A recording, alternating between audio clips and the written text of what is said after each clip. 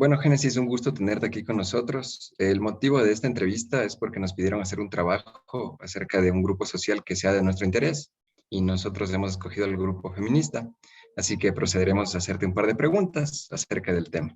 Listo. Ya, ¿qué les impulsó a la creación de este grupo que se centra en defender los derechos de las mujeres? Bueno, nuestro colectivo visibiliza y denuncia la violencia a nivel macro, pero también se centra en la violencia que hay dentro de la educación superior, en las instituciones de educación superior, por ejemplo, la universidad de la que nosotros somos parte. A nosotros nos impulsan no solo los índices de violencia macro a nivel nacional, que son 6 de cada 10 mujeres han sufrido violencia, cualquier tipo de violencia, incluido la sexual, física, psicológica, entre otras, según el INEC, y también las cifras de violencia que hay en las universidades.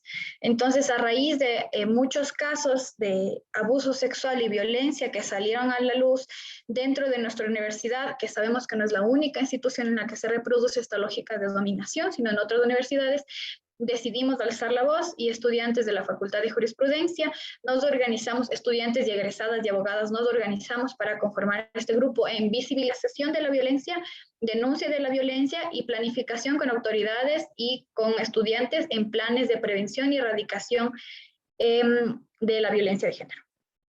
Esa fue nuestra motivación. Listo, Génesis. Otra pregunta sería, ¿qué mecanismos utilizan, aparte de las redes sociales, para que las mujeres puedan alzar su voz denunciando las injusticias que viven diariamente? Bueno, aparte de las redes sociales, como ustedes mencionan, nosotros tenemos canales dentro de nuestra organización, como por ejemplo el Comité de Asesoría Legal, el Comité de Acompañamiento y Espacio Seguro, también tenemos el Comité de Comunicación. Y lo que usamos es, por ejemplo, hacemos algún taller sobre prevención de violencia y lo socializamos en las redes o con las compañeras de la universidad y nos aliamos con organizaciones feministas o defensa de mujeres de otras organizaciones, valga la redundancia, para promocionar no solo lo que hace el colectivo, sino también interrelacionarnos con otras colectivas para hacer acciones más generales. Entonces usamos los medios electrónicos y también el trabajo de base, que es, por ejemplo, ir a marchas, ir a reuniones con otras colectivas. Recién tuvimos una reunión con la prefectura que nos invitaron para hablar sobre la construcción de un nuevo plan para prevención de la violencia. Entonces usamos distintas vías. El tema de base, que sería la calle, las organizaciones, y el tema de la comunicación, redes sociales, que a la vez nos conecta con autoridades y también con otras colectivas. Listo, Génesis. La siguiente pregunta es, ¿qué medidas toman para brindar ayuda a aquellas mujeres que han sido víctimas de algún tipo de violencia? Primero nosotros tenemos algunos ejes. Entre ellos es la no revictimización, confidencialidad y interseccionalidad.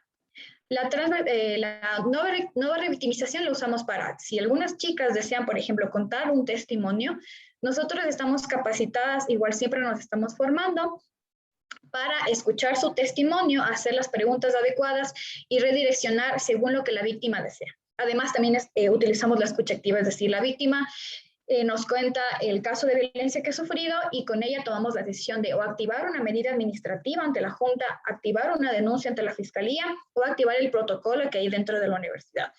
Si la víctima desea cualquiera de estas vías, nosotros le acompañamos y la asesoramos según nuestros límites y capacidades. Si se excede de nuestros límites y nuestras capacidades, es decir, necesitan la presencia y defensa, asistencia de un abogado, se le ubica, por ejemplo, con otras organizaciones o con los consultores jurídicos que presta nuestra universidad.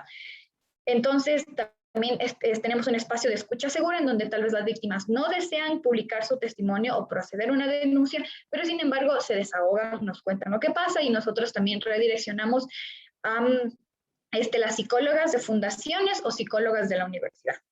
También lo que hacemos es visibilizar testimonios, visibilizar historias de vida, visibilizar los casos de denuncia y también tenemos espacios de autocuidado entre nosotras. Conversamos sobre los casos de violencia que estamos tratando, reiteramos que tienen que ser con confidencialidad y también les damos un espacio de escucha seguro, que es lo más importante, que las víctimas sepan que si llegan al colectivo y nos cuentan sus historias de violencia, nosotros les creemos y vamos a hacer acompañamiento legal o psicológico debido a que ellas deseen. ¿Por qué? Porque las mujeres que viven violencia, que han sufrido violencia, no solo pasan por la violencia en primer grado, que es hacia el agresor, sino también la violencia institucional, es decir, si la universidad les ignora por completo o les revictimiza o el Estado les revictimiza mediante las instituciones de justicia como la Fiscalía. Entonces, las mujeres no deciden alzar su voz, no deciden poner la denuncia, pero se acercan a los colectivos de mujeres o feministas porque saben que hay un espacio y un grupo de mujeres que les cree y les escucha y que les va a acompañar si desean en su proceso de denuncia o acompañamiento psicológico. Eso. Listo. La otra pregunta sería, ¿de qué manera influyen las anécdotas reposteadas en redes sociales a mujeres que tienen una historia similar? Ya, eso es muy duro, muy sensible y muy lindo a la vez. ¿Por qué es muy duro? Porque nos confronta incluso dentro del colectivo con situaciones que hemos vivido. Como sabemos, la estadística es que 6 de cada 10 mujeres hemos sufrido violencia. Esto quiere decir que en algún punto mi testimonio que está publicado en una red social lo voy a sentir yo, que estoy en el colectivo, lo va a sentir la vecina, lo va a sentir mi mamá o yo, si no lo he vivido, sé que mi amiga lo vivió. Y lo que hace eso es crea una red de mujeres que sienten que no son las únicas que atraviesan la violencia, porque además nos hacen pensar que somos las únicas que sufrimos violencia. Entonces yo digo, yo soy la única que sufro violencia psicológica y qué vergüenza que mi amiga, mi mamá, mi papá sepa que yo viví violencia sexual, violencia física, violencia psicológica. ¿Qué función cumplen los testimonios? Aparte de visibilizar la denuncia y denunciarla, valga la redundancia. En que las mujeres se sientan seguras en contar tu testimonio. Entonces dicen, miren, yo qué sé, María sufrió esto en la universidad, fue acosada por este profesor, estudiante, entre otros, y luego resulta que otra amiga también fue acosada y no se animaba a hablar. ¿Por qué? Por vergüenza, por amedrentamiento, por la revictimización, y se unen más voces y pueden denunciar y visibilizar esa violencia. Lo que hace que haya un ambiente de resiliencia y empoderamiento en las mujeres para que sepamos que tenemos herramientas para denunciar y que la violencia es tan sistemática que a cualquiera de nosotras nos puede pasar o nos ha pasado. ¿Por qué es lindo? Sí, porque se hace un espacio en que las chicas empiezan a hablar, empezamos a denunciar, empezamos a poner la denuncia y las acciones necesarias para prevenir la violencia en la mesa, ante las autoridades. Ya no nos quedamos callados. ¿Por qué? Porque una consecuencia, algo esperado del patriarcado es el silencio de las mujeres. Nosotros nos callemos ante la violencia que vivimos y tengamos vergüenza. Entonces, si yo veo mi testimonio ahí, sé que no soy la única y sé que puedo denunciar y sé que hay acciones, sé ponerle nombre a la violencia. Tal vez una señora no sabe que su esposo, una chica no sabe que su esposo, su pareja, le quite el dinero, no le dé el dinero para la comida, no le deje usar el carro, se llama violencia económica. Y al ponerlo, Pepita sufrió violencia económica y violencia económica es esto, esto, esto. Tú sabes que hay violencia y también sabes que puedes denunciar esa violencia y que ante una denuncia hay una reparación frente a esa violencia. Por eso es importante los testimonios. Listo. La última pregunta sería si sientes que la marcha del 8 de marzo es un medio de expresión para que la sociedad pueda conocer las opresiones que sufre este grupo. Por supuesto, claro que sí. No solo porque sabemos que hay un bagaje histórico, los movimientos sociales de mujeres feministas, entre otros movimientos, han usado mucho la calle como medio de expresión y visibilización de la denuncia de opresiones sistemáticas que tenemos, género, etnia, entre otras. Entonces, el estar en la calle poniendo el cuerpo visibiliza una necesidad y visibiliza que hay personas y hay obligaciones que el Estado tiene que cumplir en materia de derechos sexuales y reproductivos, el tema de prevención ante la violencia, qué pasa con los homicidios. Entonces es una herramienta, no es la única que hay, porque hay muchísimas herramientas.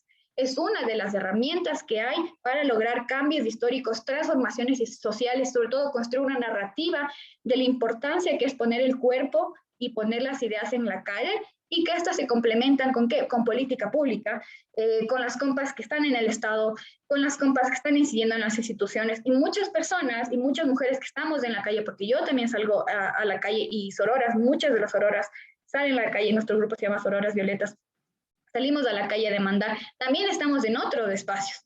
Estamos en instituciones públicas, estamos en la academia, estamos en los hospitales, incidiendo en qué, en atención y no violencia ginecobstétrica, por ejemplo. Entonces, sí es una forma, y creo que la calle es importante para visibilizar estas opresiones y para hacer demandas y recordarle al Estado sus obligaciones, que son a la final hacer política pública y garantizar nuestros derechos. Ya. Por último, nos gustaría conocer, bueno, y que en sí toda la universidad conozca cuáles son las medidas que se toman, o sea, que la universidad toma para algún tipo de violencia que se sufre dentro de esta institución. Ya, perfecto. La universidad cuenta con algo que se llama el Protocolo de Actuación frente a casos de violencia de género.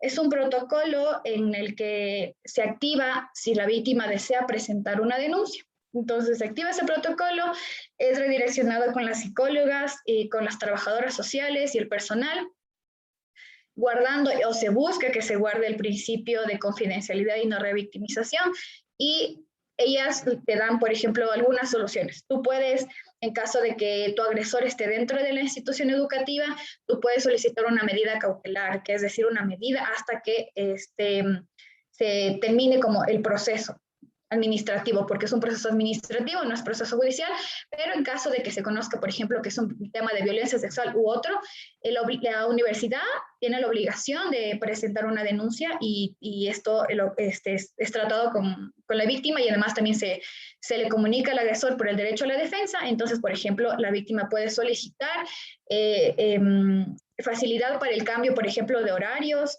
puede solicitar por ejemplo, que, bueno, solicita y es la autoridad la que le da una medida según el caso. Por ejemplo, una sanción al agresor puede ser que no pueda matricularse por un año, por ejemplo, que no pueda matricularse por un año, que no comparta los espacios con la víctima, y también puede solicitar apoyo psicológico gratuito, apoyo legal. Esto, como sororas, lo hemos estado trabajando junto con la universidad. ¿Por qué? Porque estos protocolos tienen que actualizarse. Ahora hay muchos casos de violencia, por ejemplo, digital, o hay muchos casos en los que las víctimas no se enteran de que ya inició el proceso legal, por ejemplo, judicial ante la fiscalía, y se enteran muchísimo después. Entonces, ¿por qué es importante que estos colectivos estemos presentes? Porque hacemos una especie de veeduría, que es lo que falta en la universidad para saber cómo van estos casos. Y de ahí el protocolo tiene muchas opciones más. Por ejemplo, igual si no te obligan, si tú no quieres presentar a la fiscalía, no la haces, pero haces la medida administrativa, que es lo que les comenté. Puede ser que el agresor se separe un año, no puede matricularse un año, entre otras opciones más. Listo, Génesis. De verdad te agradecemos mucho por tu tiempo, por ayudarnos respondiendo estas preguntas que nos hacen que conozcamos más de este grupo, y te agradecemos por tu tiempo y por tu ayuda. Esperamos que tengas una buena noche y muchas gracias. Muchas gracias a ustedes, un gusto. Muchas gracias. Gracias. Chao, chao.